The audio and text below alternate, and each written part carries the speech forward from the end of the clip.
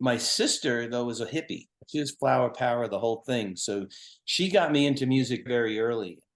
I'll tell you a quick story. I think I was 6 years old when Meet the Beatles came out, and she literally stole money from my piggy bank Oh to go down no! to go down to Mel's record rack in Brooklyn. And to this day, I never let her live it down. I'll always remember it. An album back then was like $4 or whatever it was, Yeah. but she introduced me to everyone from the Allman Brothers to Quicksilver to, of course, Crosby, Stills, Nash and Young. One of the biggest disappointments in my sister's life was that my parents wouldn't let her go to Woodstock. Hello, everyone, and welcome to a new episode of Set Lusting Bruce, your podcast all about Bruce Springsteen, his music, and mostly his fans. I am your host, Jesse Jackson. Joining me today is my new Springsteen fan, Andrew Bernstein. Stein? Bernstein, yes, Bernstein. Bernstein, yes. That's right. And we've already spent 10 minutes talking before I hit record. So this will be a fun one. Andy, welcome to the podcast.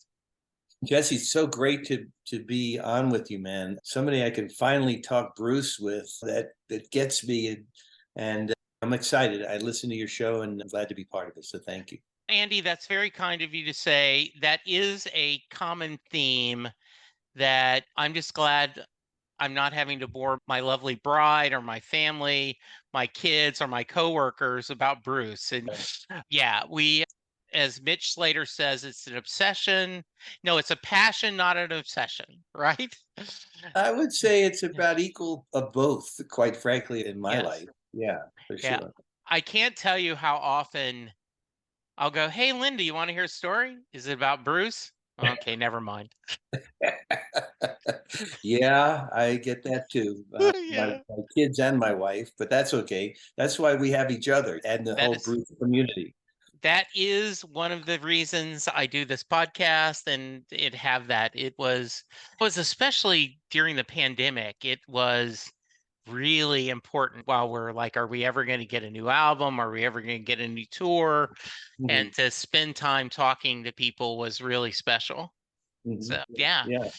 All right. I always like to start at the beginning. Tell us about yourself. Born and raised in Brooklyn, New York. Big sports fan growing up. Was a Mets fan. Was not allowed to be a Yankees fan because my family were all Brooklyn Dodger fans from generations. Hated the Yankees. But I was a Mets fan. Was a big Rangers hockey fan, quite frankly. My dad had season tickets to the Rangers from when I can, maybe I was 8, 9 years old. I went to almost every game. So I left for college. Was into music, was of course into photography. That became my career. But in high school, I really got the bug. Ended up going to University of Massachusetts, which was a great place to party and have a lot of fun and have a lot of good friends. And that's where actually my introduction to Bruce started, which we can talk about. And I was working we had a college newspaper on campus, which was wonderful, but I wasn't learning photography per se. And it really wasn't learning about how it could become a career. So I made a life-changing decision at 19 in 1978. I moved to Pasadena, California. My mom was living out there at the time. I wasn't an orphan, but I was still a fish out of water. Ended up going to a school called Art Center College of Design in Pasadena. And from there, my career really started to percolate. I was an assistant for Sports Illustrated. I was taken to every conceivable sporting event you could imagine to help the photographers and learn lighting and indoor arenas and things like that. I was shooting some concerts. I was shooting whatever I could get a credential to shoot, quite frankly. And yeah, I was honestly, Jesse, in the right place at the right time. Luck has a way of producing itself when you least expect it, but you put yourself in position to have luck. And moving to California, I put myself in that position when the NBA was really starting to explode in popularity. It was the beginning of the Showtime era. I like to say my rookie year was Magic's second year in the NBA.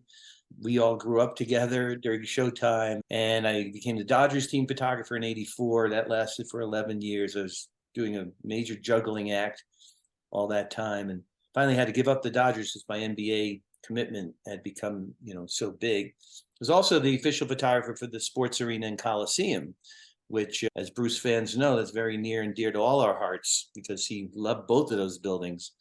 And when Staples Center opened in 1999, I became the director of photography, still am, 24 years in, and just started my 43rd year as the senior official NBA photographer. It's mind blowing.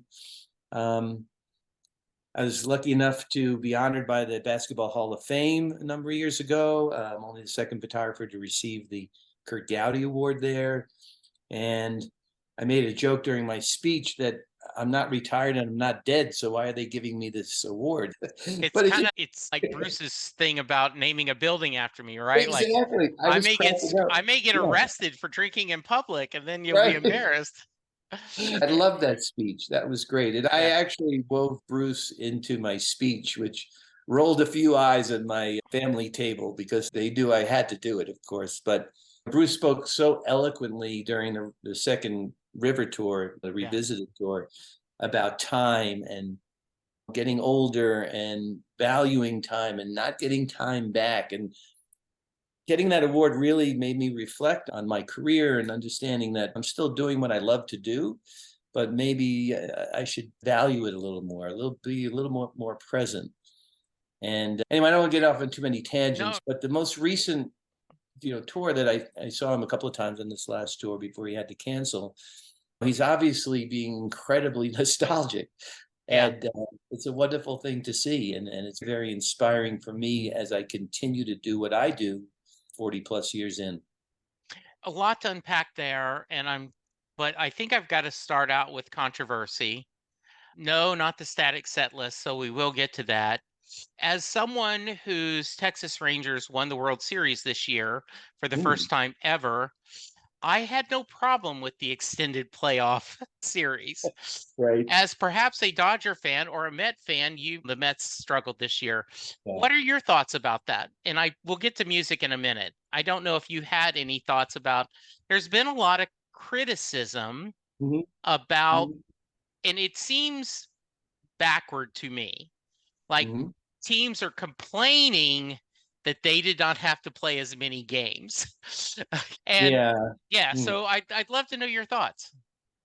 First of all, congrats to your Texas Rangers. Deserved fan base finally deserved a championship. Yes. I saw the Denver Nuggets win an NBA championship after 900 years, so it was nice to see. Yeah. The thing that I have the hardest time with, quite frankly, Jesse, is playing the World Series in November. It's just, luckily this year we didn't have a problem with weather.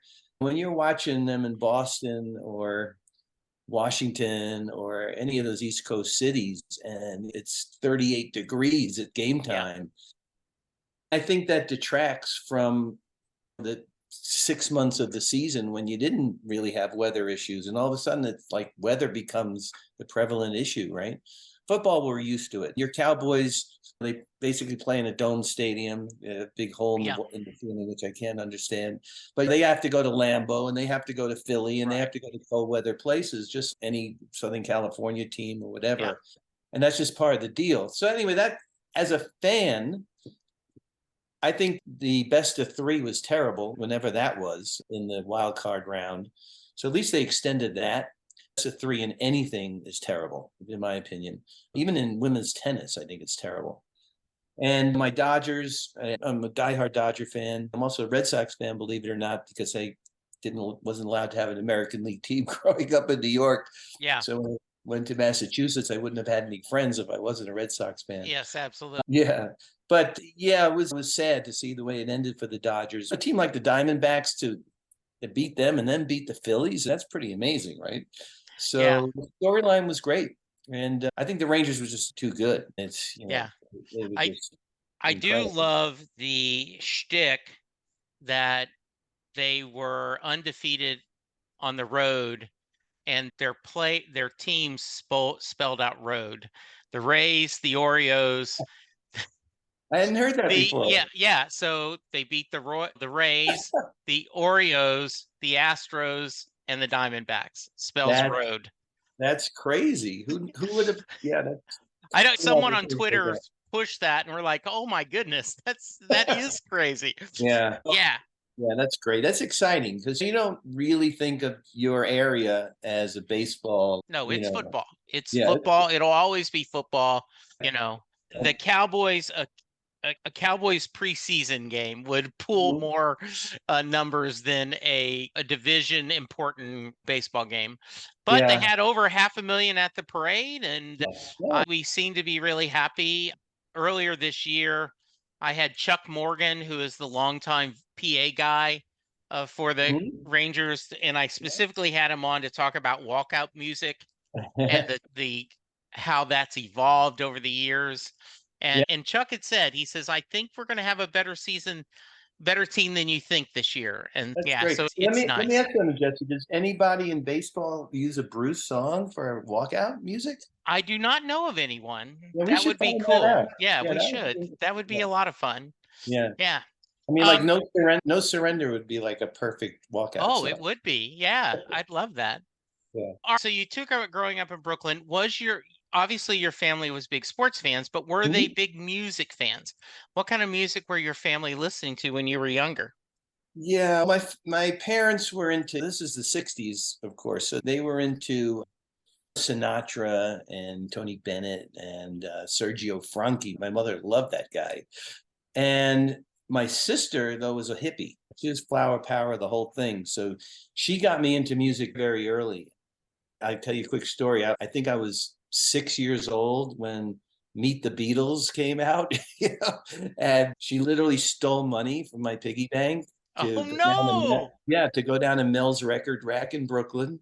And to this day, I never let her live it down. I'll always remember it. An album back then was like $4 or whatever it was, Yeah.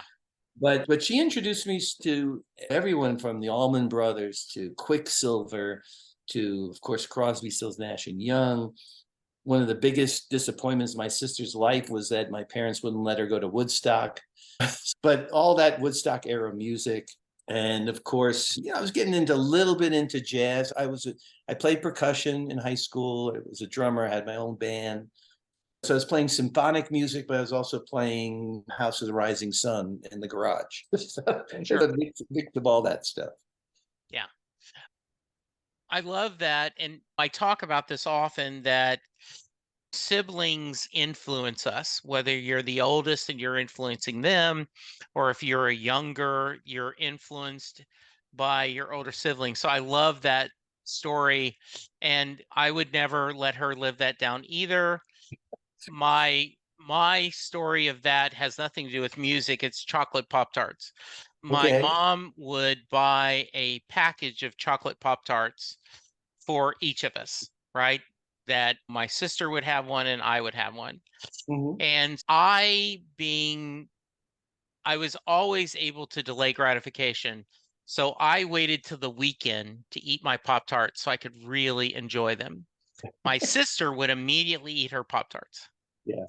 Then on Saturday, I may have been a little bit of a jerk. I've got a Pop Tart, you don't, I've got a Pop Tart. And she would start crying, and my mom would go, God damn it, just there's 3 chocolate Pop Tarts in there, give her one. Yeah. And I would try to like, but she didn't. Mom had no interest in the, so I was struck by the injustice of the world. Yeah. My Yeah. lovely bride said, why didn't you just eat your Pop Tart sooner? And then she couldn't have done that to you. No, it was the principle I wanted. The other, That's hilarious. a couple years ago, for my sister's 40th birthday, I sent her a case of chocolate Pop Tarts. Yeah, there you go. And she Yeah. just laughed and loved that. So yeah, that's great. It's a, Can you remember, you talked a little bit when you discovered Bruce, mhm. and since you're a more of a visual guy, I'm going to put you on the thing to, can you articulate what about his music spoke to you?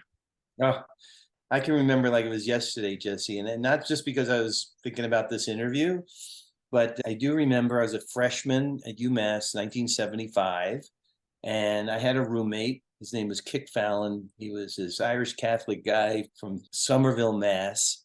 And we all had turntables in our room and stuff. I came back from something, came into my room, and here he's sitting there. He's looking at this album and he's playing this music. And I have to be honest with you. I said, Kid, what the hell is this? This is terrible. What is this? He goes, hey, man, just listen to it. Just listen to it. And he made me sit down and he played the album twice, right? Both sides twice. And I somehow something just clicked. I think it could have been like during Jungle Land or once that sax solo came on for the second time. And then I saw the album cover, and you talk about visually, something just blew me away about that album cover. And what really struck me was, and I didn't know that Eric Miola shot that, and I hadn't heard the story obviously at that point, but the way that they designed the cover with Bruce on the front, and then it opens up and you see him leaning on Clarence, that it's really like a second reading almost. So you have to open it to see that. And I hadn't really seen albums like that before, where the back cover essentially and the front cover become one. It was super cool. And it was just beautifully shot and very simple, of course, with the white background. It just struck me visually as a photographer. Black and white was beautiful. And I was intrigued. I was intrigued about Bruce. I was intrigued about learning about him. But concurrently, at the same time, when I first listened to that album, Southside Johnny and the Asbury Jukes came to our campus. And we all went. There's like a group of like 20 of us, inseparable group. And he literally played in the coffee shop on our campus. It's called the Hatch in the Student Union. They cleared the tables out and they put the band in there. It's got like a 9-foot ceiling and just blew the windows out. And we all were hooked. I mean, we all became like Southside fans. But then I found out, oh, Bruce wrote The Fever? Really? and then Southside's album, we all got into that, and it just mushroomed from there. And it became the binding force for my friend group. And I tell my kids this story, and I told them this when they were growing up, that like during midterms and finals, we would have what was called Bruce breaks. I mean, this is truth, that we would go in, all stop studying, go into somebody's room, somebody would put an album on, and we would listen to the album. We would talk about the lyrics. Of course, everybody would know the lyrics. We would dissect the lyrics and then begrudgingly have to go back to study. And it just became like a lifestyle. It became something that bound us all together. Yeah, I love that idea of instead of getting up and doing a brisk walk or getting a shot of caffeine, which you probably did at the same time listening to the music, but the idea of, okay, let's clear our minds, focus on something that's not the class, Mm-hmm. and then mentally go back, okay, I've taken my recess. Now it's time to go back to studying. I think that's pretty cool. Yeah, Yeah. it's really cool. And my girlfriend at the time was an English major. She loved to write poetry, and she would break down his lyrics like almost word for word, and knew there's some lyrics that were a little hard to understand. And Yeah. she, of course, knew them, and it was just really a wonderful experience. Something I look back on this many years later as enriching, and it was just as much an experience as living in the dorm or going to class. Bruce and his music, Southside, that whole New Jersey scene, which to me was very like a mythical thing, because growing up in Brooklyn, we used to go to the Jersey Shore and you'd see these little clubs and stuff. And Yeah. then I started going to like the Cape Cod shore with my friends. It was a similar situation with little bars with bands in them. So it was a very like romantic time. It was beautiful.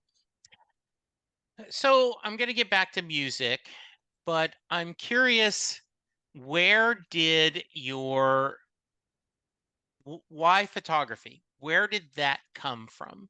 That Mhm. love of taking photos. You Yeah. mentioned how much seeing Bruce's album cover spoke to you. So Mhm. where do you think that came from? I know exactly where it came from, Jesse. My dad was a doctor, but he considered himself an amateur photographer. He always had a Super 8 camera around when I was growing up. He also loved to do woodworking. We came from a pretty creative family. And when I was 14, my dad and I were planning a trip to the Western United States to go visit like a dozen of the national parks. Now, at that point, I had never been west of New Jersey. The Western United States to me seemed like the mood. And so to prepare for that, my birthday's in April. For my 14th birthday, my dad gave me a Nikon 2 camera, an old school, totally manual, of course, film camera, and gave me about a 30-second tutorial, like how to turn it on, how to load the film, and then you're on your own, kid. But I have to tell you, it became like an appendage. I really took to it, brought it to school the rest of that sophomore year. And then we made this trip. And I just had this epiphany, this moment where we would be standing in front of Old Faithful, for example, or the Grand Canyon, or this beautiful vista of whatever it was. And I would see it in my eyes, and then I would be able to see it through the viewfinder, and then click the shutter and know that it's recording what I'm seeing in my head through my eyes onto film, right? And then to come home and look through, it was all slide film that we shipped back to, through mailers back to Rochester to Kodak. And it's a really funny story that we get back home and all of this film shows up at our doorstep. There's all these yellow boxes of slide film, and there's probably 60 of them. My dad was shooting pictures and I was shooting pictures, and we're opening up these boxes and we're looking through them. And my dad's, look at this great picture of Mount Rainier, and look at this great picture I shot of the Grand Canyon and Yosemite. And finally he got up to, I think he got up to someplace, we were in Vancouver or something. And I said, hold on a second, Dad, can I see that roll that you're showing? And I go through it. I said, but Dad, you're like in this roll. Like, I took those pictures. And he said, kid, I guess you learned something on this trip. I remember that. And How fun. it was an affirming moment. And then the joke about me in high school after that was like, who would come in the room first, Andy or his camera? Because the camera literally was attached to me like 24 hours a day. And I loved it. And that I was able to express myself that way. And in high school, I went to a big high school in Brooklyn. So we had sports and fine arts and clubs and feature stuff, news stuff. I really was able to pick and choose the things I wanted to do because I happened to be the photo editor of the newspaper and the yearbook. And the same thing happened in college, where 2 weeks into my freshman year, I gravitated to our daily newspaper and all of a sudden became the assistant photo editor, giving out assignments to juniors and seniors and cherry picking the things I wanted to shoot. It was super fun. And that's where it all started. I didn't know in college at UMass that I could actually make a career out of it. I knew it's something I loved to do. It was a passion. When I moved to California, it really cemented that, yes, I could make a career out of it. And by the way, you could be a successful sports photographer. Who knew? So it worked out. Yeah, it's not often you get to take your two loves. You found your passion for photography, and you talked about you were always a sports fan, and to be able to figure out how to combine those like peanut butter and chocolate, that's a blessing, isn't it? Oh, for sure. It's literally marrying my two passions. I love sports, but I was the shortest kid on my block. I knew I'd never play sports, even JV in high school, but I loved it. I was competitive. I loved going to games, I loved talking sports with my friends. So I love sports over here. I love photography. What could be better in life than to take, like you said, your two passions and marry them together and make that be your life's path and your career? Do you remember the first gig where you actually got paid to take a photo? That's a great question. I do remember the first time I had a published basketball photo. I actually had that photo in my office framed. It was UMass, a guy named Alex Eldridge, who was like the star player my freshman year. Yeah, I actually do. And if I got to go really back in time, but through my connections with the college newspaper, somehow I got hired by the fraternities and sororities to shoot their parties. How great is this? I didn't have to rush a fraternity. I have to live at the house, but I got invited to all the great parties, and I think they paid me $25 or something. Yeah. And I would shoot a couple of rolls of film and make some prints and drop them off. And It was fun. And then I get to go back to my dorm and be with my friends. I didn't have to deal with the whole fraternity sorority business. So that was pretty much, I think, the first time I probably got paid, Jesse. Yeah. Do is it has it always been sports photography, or have you branched out and done other type of photography as well? Yeah, at Art Center, I was exposed sports photography. I loop in with photojournalism, of course. So Yeah, anything photojournalistic, news, feature, yeah. portraits, that kind of stuff. Even shooting fine arts. But when I moved to California, and Art Center was really a hardcore commercial advertising school. I had to learn how to do that. I had to learn how to light, how to do studio lighting, how to shoot fashion. None of that stuff really interested me. I didn't like shooting food, but it was something we had to do. And I did it. But I always was leaning towards photojournalism, and more specifically, as I got more experiences as an assistant, to be a sports photographer. Um, Unfortunately, Art Center did not promote that. They didn't encourage that. They, in fact, did everything they could to discourage me to being a actual sports photographer. Nobody makes a living doing that. That's not a career. That's not what we teach here. I'm a Brooklyn guy, and you tell me I can't do something or I'm in the wrong place. What am I going to do? I'm going to prove you wrong, right? And I'm going to put an exclamation point on it. And it worked out that way. That wasn't my motivation, but it certainly helped my career path to just have that little extra push to prove everybody else wrong. I love that. I love that you've been, and obviously talent, preparation, luck, right? It is, you are humble enough to know that you're at the right place at the right time, but you had to be ready, Yeah, for right? sure. That is, it Yeah. is, that's a common thought is too many other. All right, we'll go back to music for a minute. I always Yeah. like to preface the amount of times you've seen Bruce live is not a fair barometer of how big of a fan you are.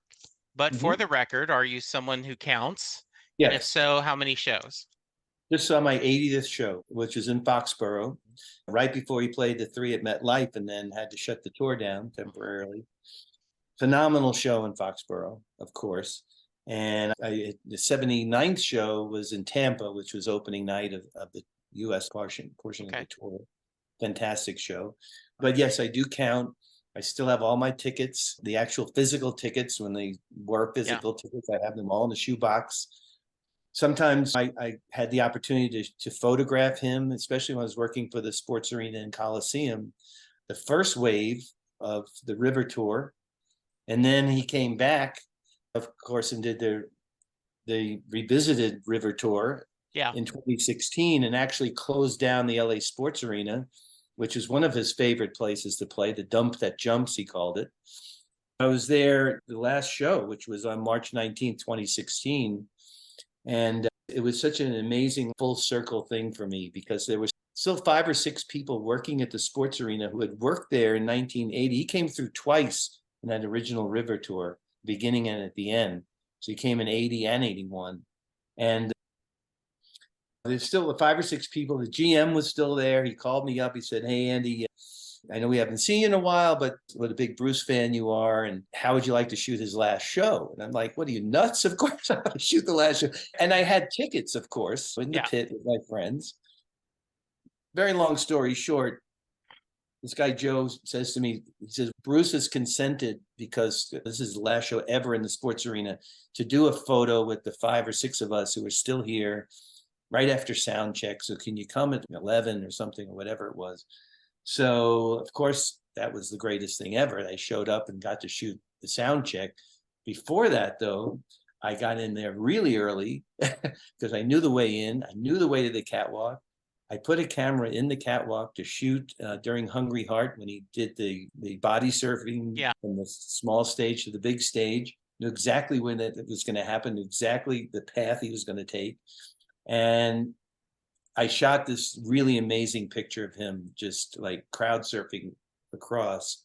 And I got to show that picture to him once, and he gave me a look that I'll never forget. We know that Bruce is a little bit of a control freak, right? And Yeah. he was like, he said to me literally, he said, "How F did you get that picture?" And I said, I took it. He goes, how? Like he was not happy because somebody was not looking. I said, I told him, I said, look, this is the last night in the arena that everything was set up. I knew how to get to the catwalk, blah, blah, blah. I don't want to throw anybody under the bus. Yeah. And he goes, man, that's just fantastic. He loved the story. He loved the fact that I had the balls to do it. I had the guts to tell him how I did it. Yeah. So it was fun. And then this picture over my shoulder, by the way, Right. this was back in 78, Springfield Civic Center, my first show, first Bruce show.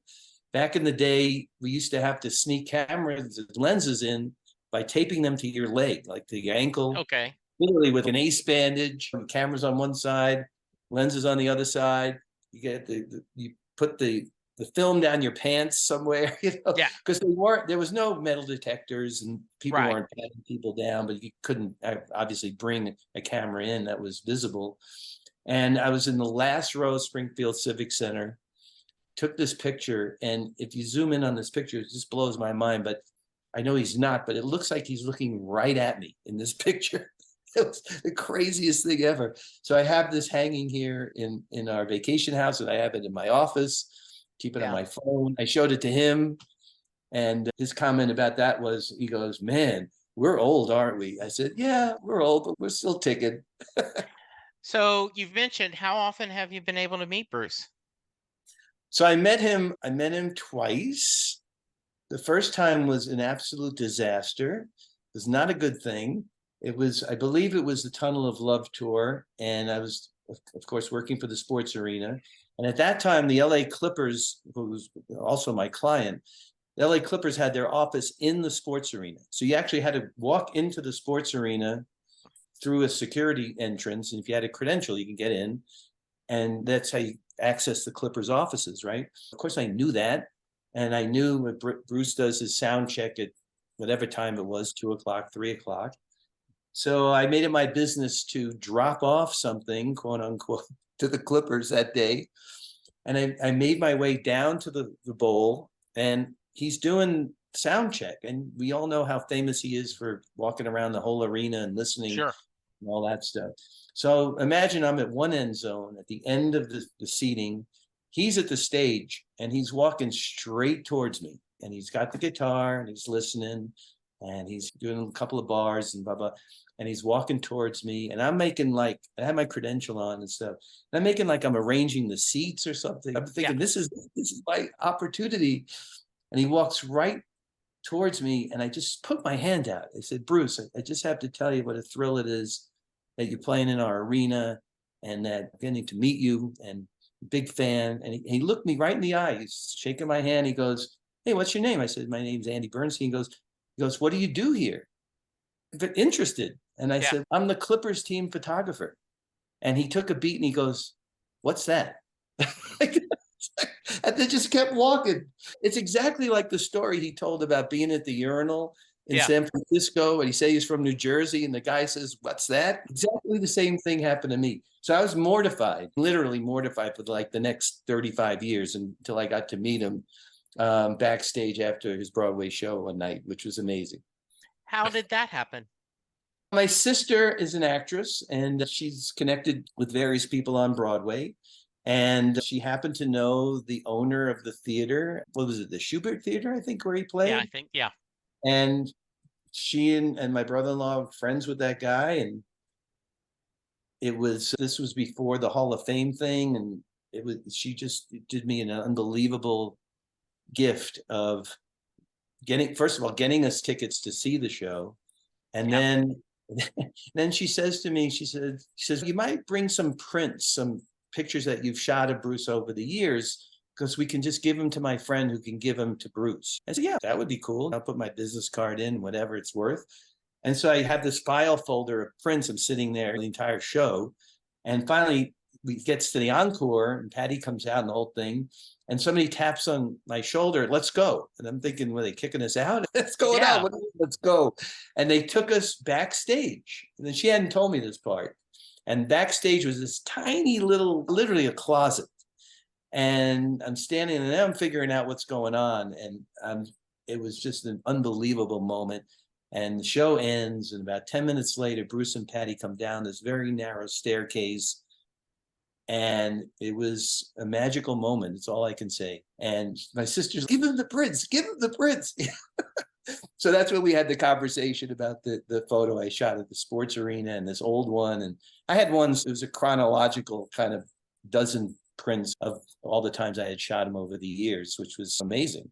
One time at the sports arena, I was able to shoot the entire show. They gave me like carte blanche to shoot anywhere in the arena from beginning to end.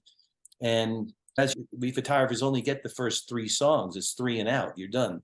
Unless you're, Danny Clinch or Pete Yeah. Souza or one of those guys. So that was an unbelievable gift because I was able to go up all over the arena, get shots from behind the stage, all kinds of stuff. So I had a few of those, which he was intrigued by.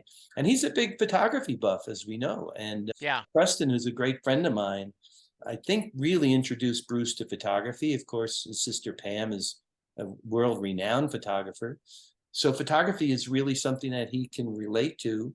And I felt good about showing him my work. I felt like somebody who's really looking at it and knows what they're looking at. That's cool. I haven't ever met him. I've been at the book signing in Austin. He got my 7 seconds, right? I got the photo taken of him. And people asked, did you tell him about the podcast? And I just felt weird. Yeah. If we had had longer time, Sure. like I would, hey, by the way, just want to let you Yeah. know. That's good. Yeah. You mentioned your sister. Is that the hippie one? Yeah, that's the hippie sister. So my sister, I'll just lay it out there. My sister, an actress, she was in a little film called Grease back in the day. She played Frenchie in Grease. Her husband is an Oscar and Tony Award-winning composer, David Shire. Yeah. So they're very connected in world of Yeah. entertainment, theater, and all that. And she's the most generous, loving person that, in my life, quite frankly. And that was the most beautiful gesture of all time, if you think Yeah. about it. That's nice, right? But of course, you would do the same thing if you were able to give someone streams, right? Oh, all my For life sure. I've been a Lakers fan. Okay, let me see what Oh, I can do for you, right? 100%. Look, I had the good fortune of working around Kobe for 20 years. There were a couple of times where I was able to introduce him to people that just loved him so much and needed to meet him. And he was always so gracious with, Still sad. yeah, Just such unbelievable. sad. Yeah, Just sad. unbelievable. Yeah. Yeah. So I will want to, if you put your basketball hat on, obviously here in Dallas, we are Luka crazy. Mm-hmm. Yeah. Just amazing how talented this guy is. We always criticize, so I do wish he would worry less about the refs and more, but he also very young. Yes. So thoughts on Luka? It's wonderful to see a few things. I go back with the Mavs to the Reunion Arena days, right? Yes. So we're talking Mark Aguirre, Brad Davis. I saw you had Rolando on the Rolando, podcast. Yeah. Derek Harper. That was a great group of guys. They gave the Lakers a run, but the Lakers were always just too tough back in those early 80s days. So to see the Mavs be relevant again, of course, Dirk had an unbelievable run there, but the team wasn't always that good. No. When Steve Nash was there, of course, Jason Kidd, there were flashes. And it was incredible to see Dirk win the championship. When was that? 2012, I think. 2011. Yeah. And it was, I posted this. My son was still in college when the Mavs won the championship, so we didn't get to watch it together. No, and Dirk by far his favorite player always. He said I would have Dirk's baby right now. Just here you go. And so this year we were able to watch the World Series every game together, which made it even more special. But it's sports it's the great unifier, and it's family legacy from the beginning. That's why I started my platform, Legends of Sport, because we need to continue that conversation about legendary athletes and teams from generation to generation. We want to be the curators of that at Legends of Sport. It's a whole other conversation. But to see the Mavs relevant again with a player the caliber of Luka, who's only has the guy hasn't even come close to his prime yet. That was he like 24? Yeah. I think. Yeah. Uh, but I got to tell you, man, watch out down the road because down in San Antonio, this Wemby guy is the only word I can say is like otherworldly. I shot him on opening night. I'm going down there for another game this week. A guy that tall with the skill set he has, we've never seen that before. Yeah, And yeah, it is crazy that after David Robinson and yeah, and then Tim Duncan and then mhm. for San Antonio to get this, Unbelievable. Yeah, it is unbelievable. Yeah, I do think he is going to be a superstar. Um, and yeah, yeah, it's going to be fun. yeah. It's going to be real fun.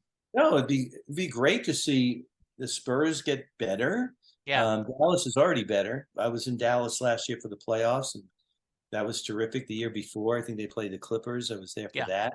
Um, I love Mark Cuban. I love yeah, what he's about. I love the energy he brought to the league, continues to bring. I love everything he stands for. I love going to Dallas. It's a fun place to go. Great restaurants. yeah, I love the arena.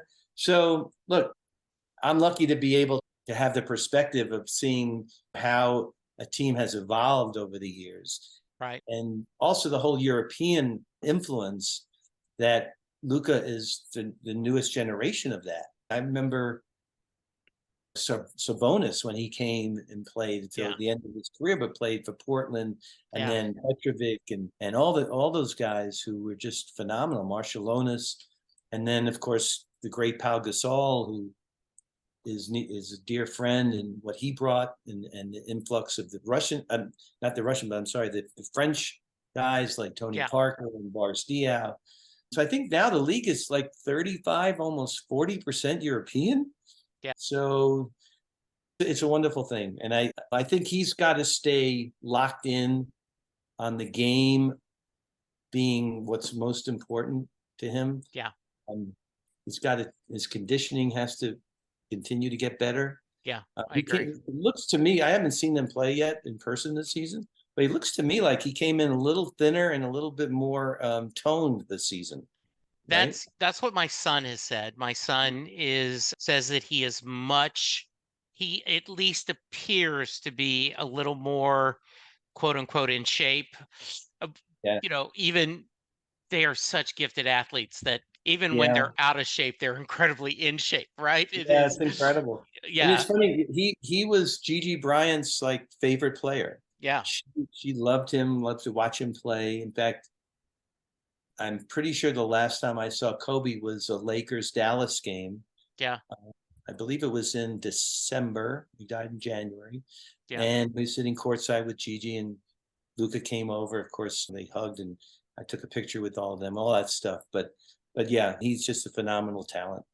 Yeah. So you've already told me a couple stories. We're gonna get back to music. Are you Yeah. still good on time? I have plenty of time. Okay, me too. Plenty of time, my friend. Yeah. Did is other stories from shows that you've attended that you want to share? Oh man, I got a million of them. First of all, I have to give a shout out, Jesse, to my good friend Chris Bodakin. I met Chris when he was a ball boy. He probably was like 16, maybe, for the Lakers back in the Showtime era. We became friends. We found out we loved Bruce together.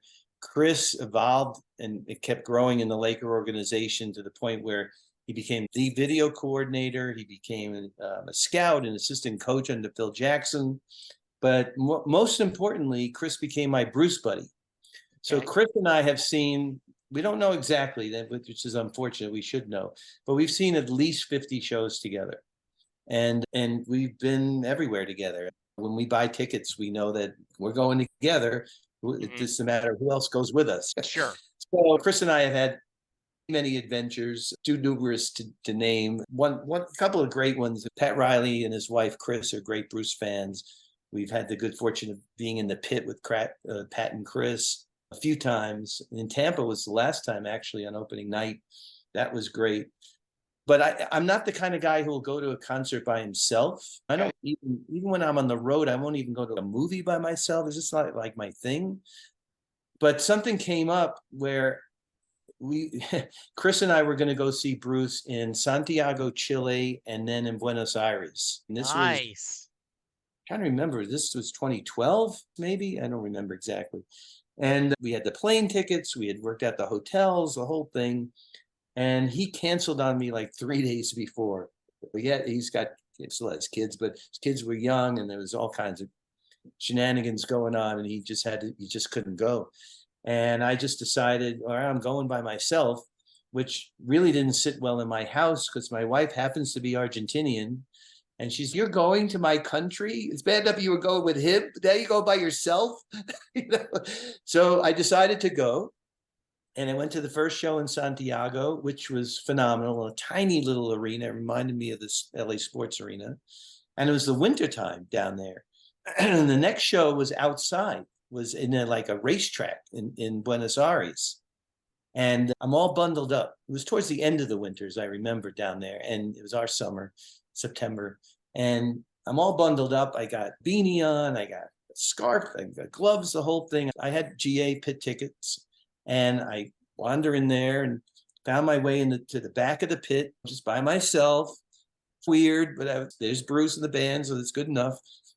And this really big guy, and in my peripheral vision, see him coming towards me. Big guy, all right, muscular, black guy, and he's all bundled up too.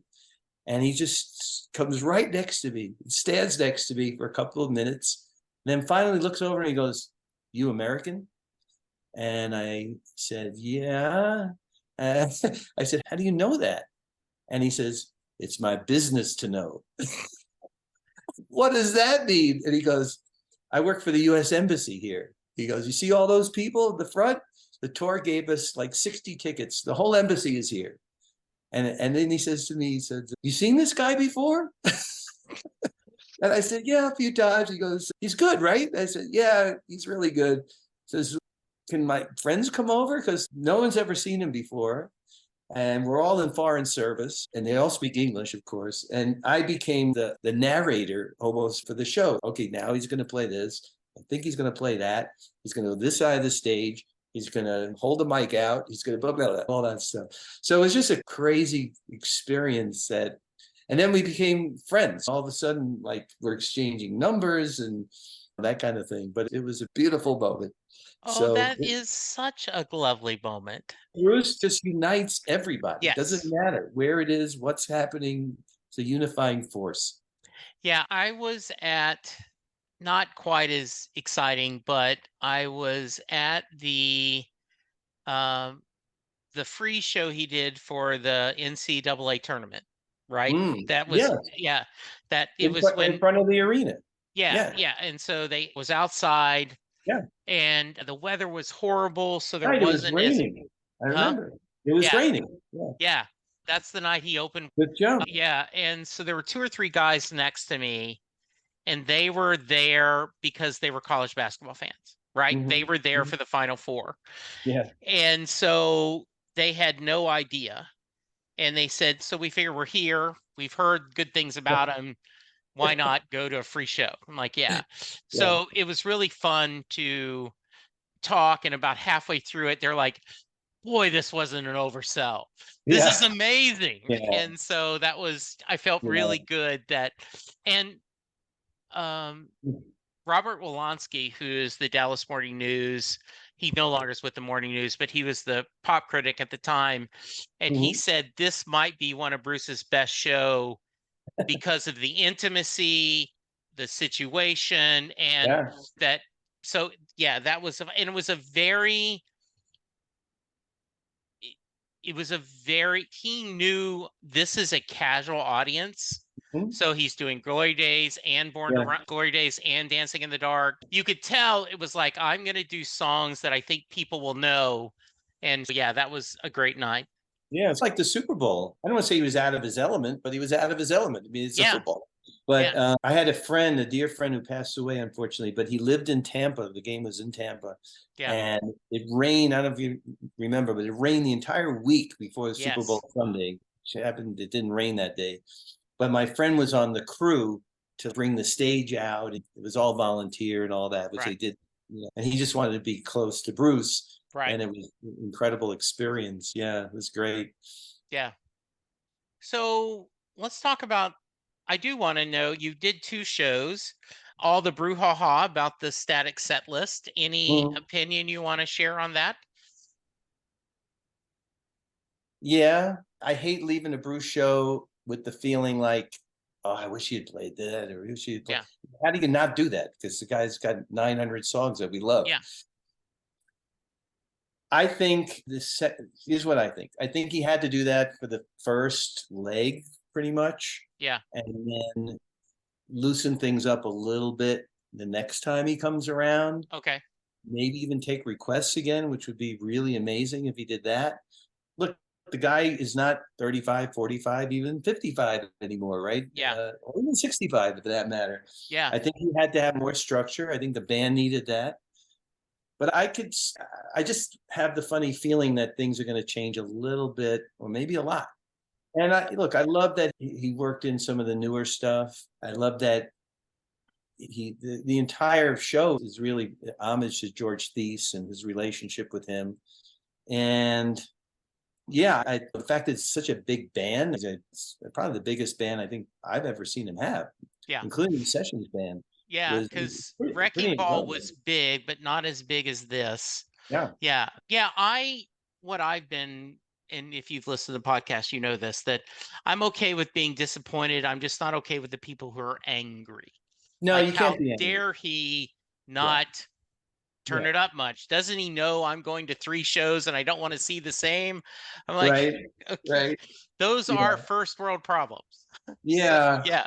Yeah. Those are first world problems for sure. Yeah. And I think that when we're pleasantly surprised, you go and he happens to play Jungle Land. That's a great surprise. I Yeah. mean, I've heard him play Jungle Land how many times, but Yeah. nothing is like being there when he plays it. So one of the things that I really, and Brian just recently was on the podcast, and I love this. And as a sports fan, he said the Mhm. set list is the final score of the match. It has nothing to do with the actual event.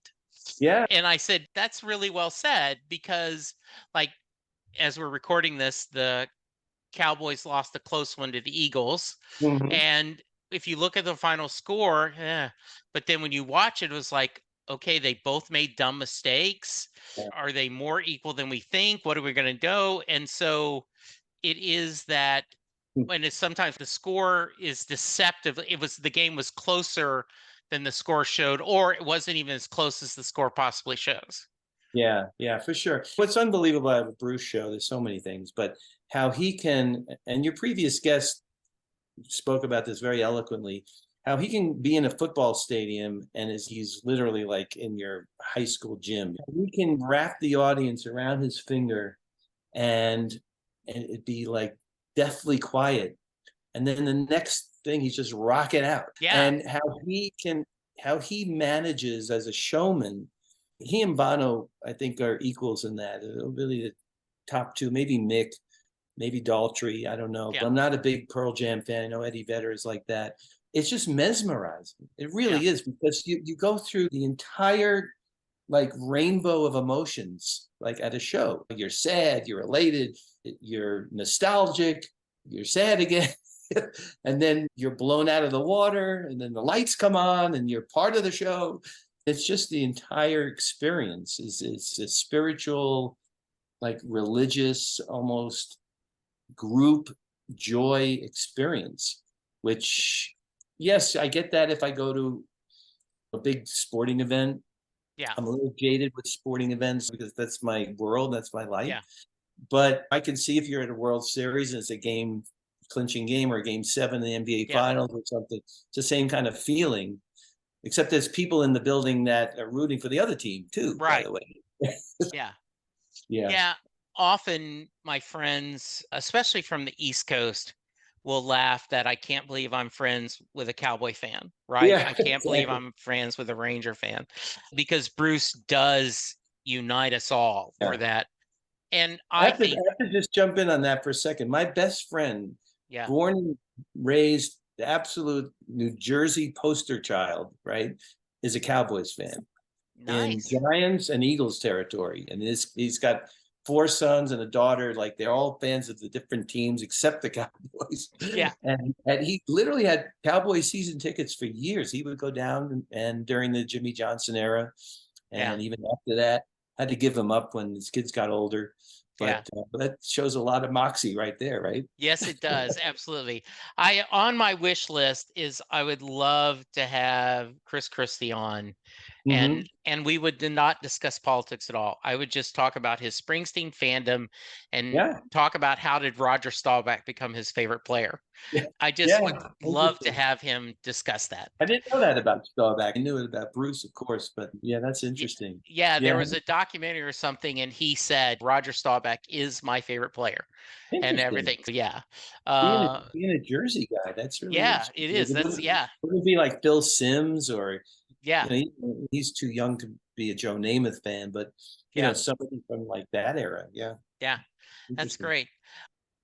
What are some of the albums and songs are that routinely you go to when you need that break? If we go back to Mhm. college, Andy, to this day, is there songs or albums that you go when you're needing to celebrate, when you're needing to refresh, when you're ready to renew? Absolutely. I religiously on the way to games, I'm listening. Of course, I'm listening to East Street Radio. I'm listening to playlists from a show. Sometimes I'll have earpods in while I'm preparing for the game in the arena. No Surrender usually is my go-to song for just getting the blood pumping. It's like, all right, Yeah, this, and some of that comes from being around guys like Jordan and Kobe and Magic, and these guys took no prisoners, man. But yeah, they played balls out and get out of the way if you're gonna get run over. And I love that song. There's been periods in my life and continue to be where I'm like, did he write that for me? I mean, seriously, Brilliant Disguise, really? Did he really? I literally could have written that in my journal, not as eloquently, of course, but they've hit me very hard. I have to go back to Darkness for a lot of nostalgia because when Darkness came out in '78, that's when I moved to California and I went back to visit my friends, and we wore that vinyl out. We literally had to go buy another copy. We were all in Cape Cod at one of our friends' parents' little cottage, was playing it nonstop, singing it, the whole thing. It's the fabric really of my life. My kids are so sick of listening to Bruce, but they've just given up. They get in the car with me. Now three of the four of them drive, so I don't have to worry about it anymore. But my two of my oldest, I think they were 7 and 8 when I took them to their first Bruce show, which happened to be at Lincoln Field in Philly before it even opened. They didn't even have a football game there yet. Bruce yeah, opened the place that summer. And I took my wife, who is a good sport, I got to tell you, to a couple of shows. And the first show I took her to, she leans over to me. She goes, "What is with this? Why is 15,000 people doing that? What is that?" I said, because it's like it's one heart beating together at the same time.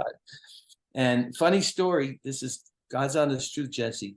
We went to see Bruce it was October of 2015. We went to see him at the LA Sports Arena. And we had seats because she didn't do pit GA thing. We had decent seats. We're in watching the seats. We're watching the show from the seats. And she we had been trying to get pregnant for a while and it just wasn't working out. And we had shelved that idea. And we were raising these three teenagers together, blended family. And we just given up on the idea of having our own together. And she literally leans over to me during the show and she says, "I'm pregnant." And I'm like, "What?" And she says, "I'm pregnant." I'm like, "He's playing Backstreets. What are you telling me that now?" I swear to God. And to this day, she will never let me live that down. And I never let her live it down. It was a beautiful moment, but I mean, pick your moment. You know what I'm saying? So not a, a similar moment. Um, the Rangers were in the World Series. I think it was against the Cardinals, the one that was such a heartbreak. Mhm. And my wife comes in the living room. She had been in the bedroom watching TV. Mhm. And I pause it. And I've been thinking about our funerals. Oh, And geez. like, what are we going to do? Do you know how we're going to do this? Who will speak? And Mhm. I let her finish. I go, I agree these are important topics. Hmm. Hmm. However, Hmm. the Rangers are in the World Yeah. Series, and I'm watching this now. And I'm still alive, Perhaps, by the way. yeah, perhaps we could discuss this another time. Very Oh, diplomatic. yeah. Oh, sure. That's hilarious. But Jesse, let me turn the table on you for a second, Yeah. because my other life, I do podcast interviews. Yeah. I can't help myself. I know that you had a battle with cancer, and it was probably a rough go for a while. What was there anything Bruce related that helped you through that period? Absolutely. I was in the hospital, and the doctor said, we need to make sure your heart is strong enough to have the surgery. Mm, And so they had tried to do a test, and the cardiologist came in and said, you didn't pass the test. We're going to have to do it a different way. mm, And earlier that day, my wife and I had gotten in a tiff just because we're both just so stressed, right? She was tired, worried yeah. about me, so she had gone home. And the few people were in there could tell I was in a bad mood. I was depressed. And Mm, so I pulled up my phone and I made an F cancer playlist. And I started adding songs. No retreat, no surrender. Absolutely. And hashtag no retreat, no surrender is what I posted on every post I made. In fact, one of my friends who isn't a Bruce fan bought me the Claude Van Damme DVD of No Surrender because mm. I don't know why he likes this old movie, but I'm going to buy it for him. Yeah, Wrecking yeah, Ball, Land of Hope and Dreams, Better Days, yeah. All That Heaven Will Allow, because there's that line, some men want to die young, Mhm. gloriously. Hey, get it straight now, mister. That's not me. I want to. And there were some other songs that a good friend of mine, Sarah Hickman, is a musician. She does a great version of We Are Each Other's Angels. But I built this F Cancer playlist Mhm. and listened to it every time. And when Mhm. after the surgery, and then I went to chemo, I didn't listen to podcasts. Mhm. I didn't watch on demand on my phone. All I did, and after the first one, Linda said, I'll drive you. And I go, if you don't mind, I don't want to hurt your feelings, but I feel fine. I said, I Mhm. can just drive myself, and then I don't have to worry about just nothing. And she goes, okay, that gets it. So they would put in the chemicals, and I would just start my playlist, Mhm. and I would Mhm. just listening to that music as the chemo was going into me. Wow. Yeah, so those are, I mean, those are just, that's incredible. yeah, Yeah, we've all been there, my friend. yeah. Absolutely. Yeah. And it's just, it also, the beauty of music is it is a time machine. Hmm. It brings us back to those moments where you and your wonderful sister are sharing songs together, right? Yeah. Yeah. That you are getting that together. Yeah. Yeah. Yeah. So talk to me a little bit. When did you get the notice that you were going to be honored with the Hall of Fame? Tell me a little bit about that.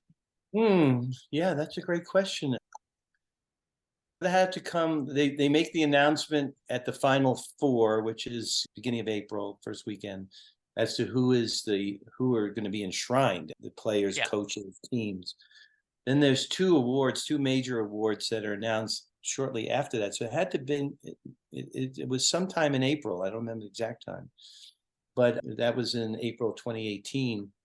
And my very good friend Charlie Rosenzweig called me, who I worked under at the NBA for a long time. He's on the board at the Hall of Fame, and it was amazing. There's the Bunn Award, which is a lifetime achievement. Somebody literally worked for in sure. basketball. The Basketball Hall of Fame is not just the NBA; it's all of Right. basketball. Yes. So it's college, it's AAU, it's women's, of course. Yeah.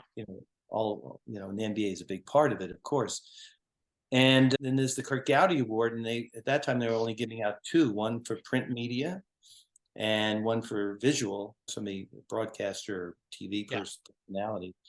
And I was flabbergasted. I'm like, what comes next? A pink slip? You try to tell me something? Um, You had and no thought. You had had no no clue. no clue whatsoever. I didn't even know I was nominated, Wow. honestly. And yeah, it was insane. And I don't even know who else. I don't even know who nominated me because it's a committee. To this day, I don't know. And all my friends or colleagues are on the committee. I've known these people for a million years. Yeah. So that just was mind blowing. And then of course you have to spend the whole summer worrying about the speech. And believe me, it was nerve wracking because they tell you got like 8 minutes, and nobody speaks for 8 minutes, but they tell you have 8 minutes, and you have to submit the speech to somebody there who happens to be one of my really good friends, John Horaeus, who bets the speech out. John and I actually saw two Bruce shows in Italy together with the Sessions band, so he loved the fact that I was weaving Bruce stuff in there. And they help you refine the speech, and then you have to go there. It's a big thing. And you're inviting your family, and I'm used to being on the other side. Like, I'm the guy who takes the picture of the guy winning the award. That's my job. Yeah. So it was a really bizarre kind of just feeling. And they call me up to do the speech, and there's a teleprompter, which worked, thank God. And I had rehearsed it. They let you rehearse a few times before. And I looked down from the podium, and right in front of me, David Stern, Adam Silver, every single person is somebody. And David Stern just had the expression on his face, don't mess this up. Okay, we're giving you this award. You better earn it. And he was a wonderful sort of uncle-like character, but he was also incredibly intimidating, your boss.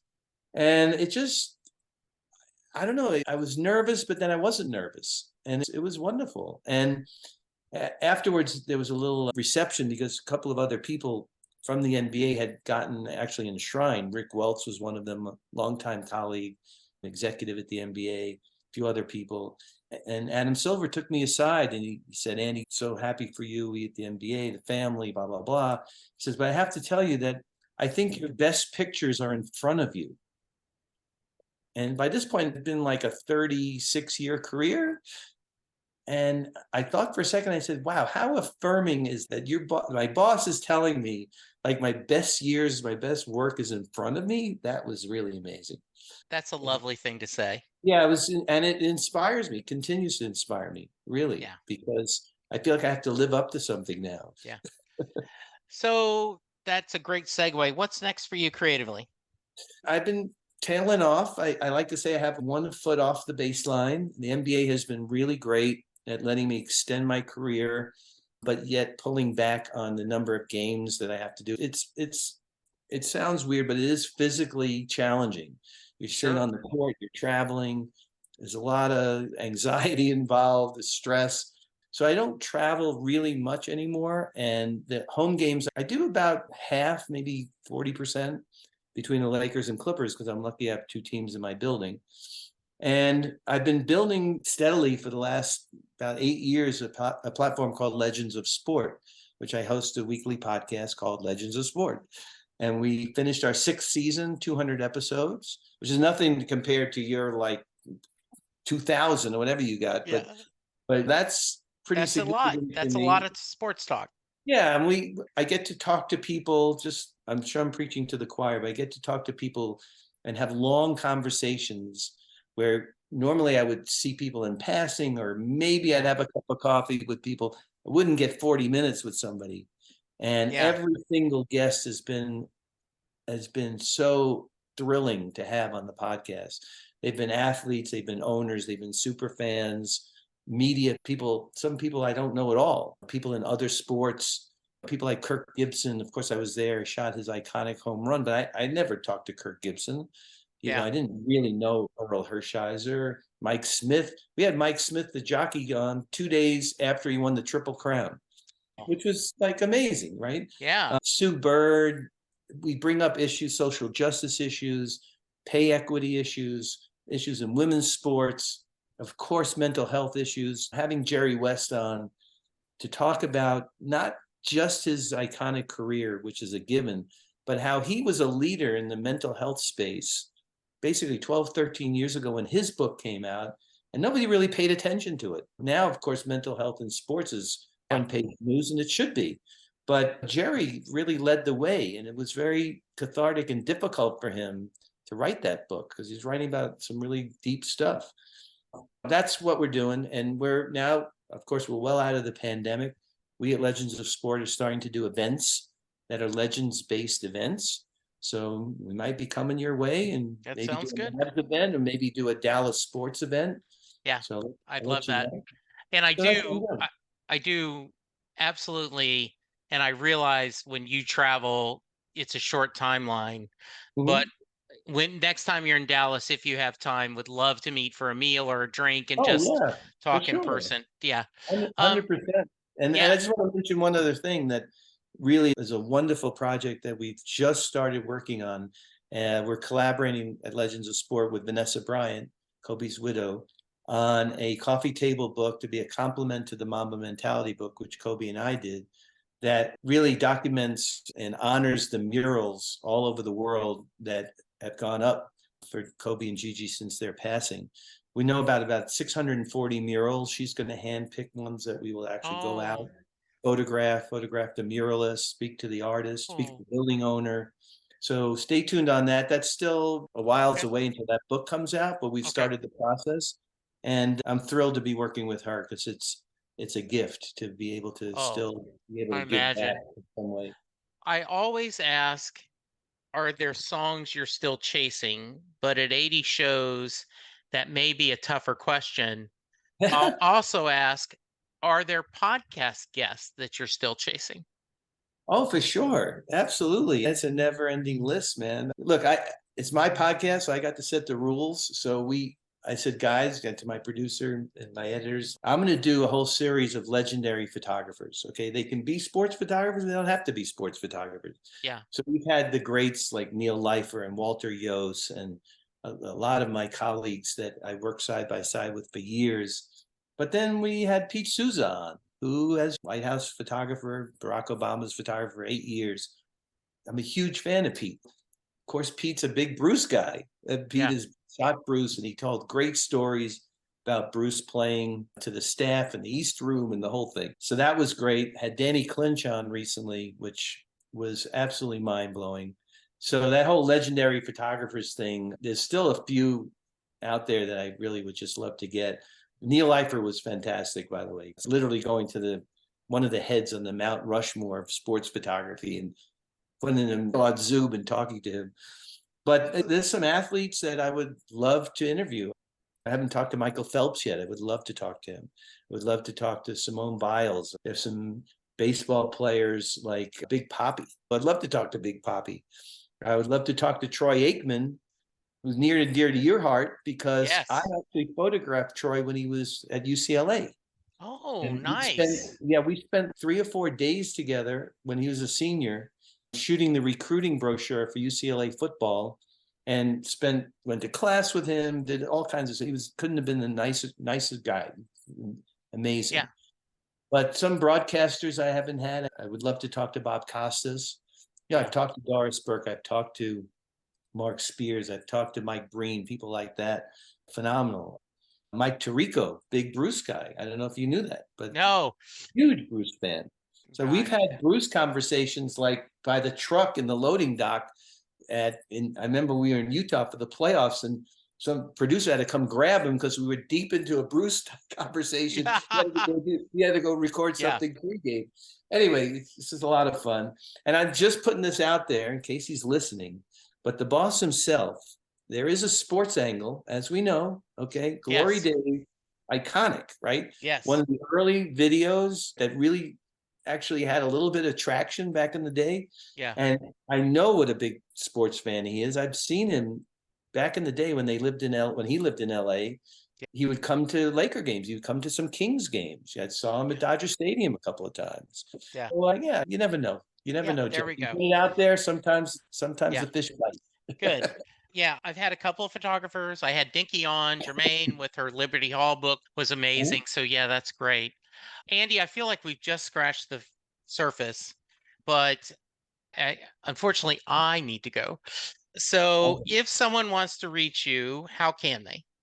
Instagram is always a great place to go. So my Instagram is at ADB Photo Inc. Also at Legends of Sport on Instagram. We do a lot of cross pollination there. Our YouTube channel is Legends of Sport, and we're building that incrementally. And our website, legendsofsport.net, that's a home base where you can find all the podcasts. Of course, our podcast is on every platform. Our home base is iHeart, but of course, you can find us anywhere. And all the episodes like yours are there, so you can just scroll down and find somebody that is going to appeal to you. And we love to get comments, love to get DMs, I love to get reactions from people or even suggestions as to guests. I would love that. Yeah. I think that's how I found out about you, is that a friend of mine said, yeah, there's a few Bruce podcasts out there, but this is the one you got to listen to. You know? Oh, that's very sweet. What Yeah. happened? Yeah. Yeah. Thank you. Yep. All right. When you get Bruce on, you can come back and tell me about it. Or when you're ready to promote the new book, I'd love to have you back on. Absolutely. Before I let you go, though, we got to do the Mary question, which is Yeah. how I end every podcast. If you're a fan of Andy's work or his podcast, that's how you found this one. Jay Armstrong, who was an honors English teacher in the Philadelphia area, now retired. Mhm. But when he was teaching, he would give his students the lyrics to Thunder Road, and they would read them, treating as if it was a poem, talk about the imagery Bruce uses, talk about the themes he explores, and then he would ask his students at the end of the class, does Mary get in the car? Andy, that is your question. 100% yes. Yeah, absolutely. First of all, I'm a romantic and I'm an optimist. All right. The whole buildup is her getting in the car. The entire song is about that, right? From the minute we see her dress swaying or waving, we don't know, right? Anyway, that's a whole other conversation. But yes, she definitely gets in the car. And I'll even go a step further, because I think 27 years and 9 albums later, that's the same Mary in Mary's Place. Yeah, one of my What do you think of favorite that? Yeah, one of my favorite answers is someone said that Moonlight Motel is him mourning Mary. That's very much possible. And Yeah. Bruce himself talked about that in some interview I saw, where yeah, those are my characters back from Wild and Innocent, or, by the way, which is 50 years old this I week, know. is absolutely beyond mind blowing. Yeah. But that's the progression. They were kids. They were jumping in cars and racing in the street, and now they're sitting on the porch. Absolutely. Yeah, the other one brought up racing in the streets, right? The porch that she's sitting on is the same porch that she danced across. And I went, Yeah, oh, yeah, there you go. that's interesting. I never thought of it, but Yeah, it's very much yeah. possible. Yeah, absolutely. Andy, this is a blast. Thank you so much. You are welcome anytime. I hope everyone checks the podcast, checks out your work, and I will include some links in the show notes. Yes, you open invite if you're here in Dallas. Let's sit together and we'll break bread and have a good time. Absolutely 100%, my friend. So great to meet you through Bruce. Yeah, But that's how life works. And appreciate you having me, Jesse. Really fun conversation. good. I'm glad. All right, listeners, thank you for listening. Thank you for supporting the podcast. Go check out Andy's work on Instagram and the website, the podcast. But for now, be safe, be kind, and we'll talk to you soon. Goodbye. And we're out. By the Yep. way, Thank you. please tell your lovely sister I loved her in Shelter. Oh, You know no that, yeah, way. yeah. I was so happy to see her in that role. I thought she did great. I Wait, hold on, really Jesse. Hold on 1 second. I got to record you say that. okay. Wait. Okay, you ready? Yeah. All right, hit it. Hey, Dee Dee, I just wanted to tell you, I just spent a great time talking to your brother about Bruce. He gave a lot of credit to you on his love of music, but as a fan, I've got to tell you, Shelter, that the miniseries, I loved your role in it. I thought you were perfect. I adored the books, and you were just amazing in that. So thank you so much. And if you want to talk music, love for you to join me on the podcast. Got to throw that in there. Bye. Thanks, Jesse. I love it. You're the Yeah. man. Thanks, Yeah. buddy. Thanks. Yeah. If you know of any of your friends, any of your Sure. buddies, send them my way. Yep. Not just your celebrity friends, No, anyone no, at of all. course. I'd love to do that. Yeah. I'm always looking for guests. That's great, So, man. yeah. I will Thanks. definitely do that. Yeah. All right, buddy. All right, Jesse. Have a good night. You Take too. care. See you later. Thank All you. right. Bye. Bye-bye.